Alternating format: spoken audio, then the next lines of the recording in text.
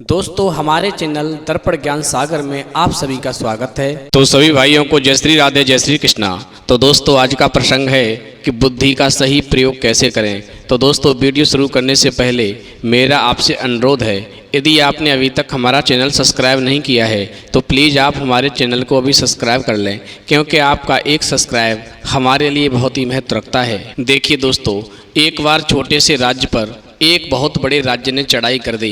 दोस्तों राज्य छोटा था, इसलिए सेना भी छोटी थी, जो उस राज्य की विशाल सेना के आगे तिनके के समान थी। जब इस बात की सूचना सैनिकों ने सेनापति को दी कि दुश्मन की सेना हमारी सेना से बहुत विशाल है और हम उनकी सेना का सामना नहीं कर सकते, दोस्तों ये सुनकर के सेनापति घबरा गया और एकदम से भाग करके राजा के पास पहुंचा और सारी बात बताई। दोस्तों राजा ने जब सुना कि उसके राज्य पर शत्रुओं ने आक्रमण कर दिया है तो वो क्रोधित हो उठा। दोस्तों राजा ने सेनापति से कहा, जाइए जाकर युद्ध की तैयारियां शुरू कीजिए। दोस्तों सेनापति बोला, परंतु महाराज हमारी सेना में केवल 15,000 सैनिक हैं और उनके पास 1 लाख सैनिक हैं, ऐसे में हम उनका मुकाबला कैसे कर पाएंगे। दोस्तों राजा उसका उत्साह बढ़ाते हुए बोला, कुछ भी हो लेकिन हम पराजय स्वीकार नहीं कर सकते। सेनापति कहने लगा, महाराज मैं जानबूझकर के मौत के मुंह में नहीं जा सकता। सेनापति ने यह कहते हुए अपनी तलवार राजा के कदमों में डाल दी। दोस्तों सेनापति के इस कदम से राजा बड़ी मुश्किल में पड़ गया और वो भागा भागा अपने गुरु की शरण में पहुंचा। उसने गुरु से सारी बात बताई और इस मुसीबत से निकलने का उपाय पूछा। कहा, महाराज हमें कोई ऐसा उपाय बताओ जिससे कि हम युद्ध पर विजय पा सकें। दोस्तों राजगुरु ने कहा, राजन सबसे पहले आप अभी के अभी उस सेनापति को कारागार में डाल दो, अन्यथा वह अन्य सैनिकों को भी हतोत्साहित कर देगा और जल्द से जल्द युद्ध की तैयारियां पूरी करो। राजगुरु ने कहा, हम स्वयं ही सेनापति की हैसियत से सेना का नेतृत्व करेंगे। तो राजा कहने लगा, परंतु गुरुवर आपने तो आज तक किसी शस्त्र को हाथ में नहीं लगाया है, फिर आप कैसे युद्ध कर सकेंगे। दोस्तों राजगुरु ने कहा, आप चिंता न करें, मैं सब देख लूँगा। राजा के पास और कोई चारा भी नहीं था, इसलिए वह राजगुरु की बात मान गया। दोस्तों आधी रात को राजगुरु अपनी सेना को लेकर के सीमा की ओर रवाना हुए। चलते चलते वे राज्य के सीमावर्ती क्षेत्र में पहुँचे।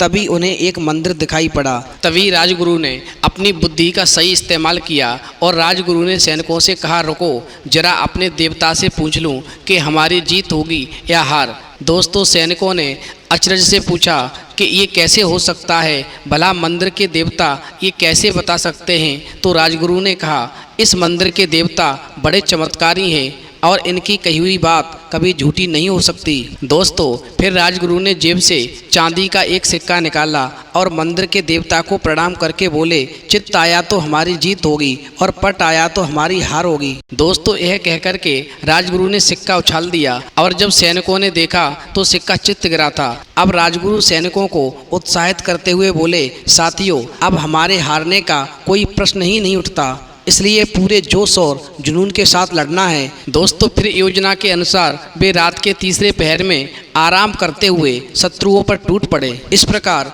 दोनों राज्यों की सेनाओं के बीच में भयंकर युद्ध हुआ।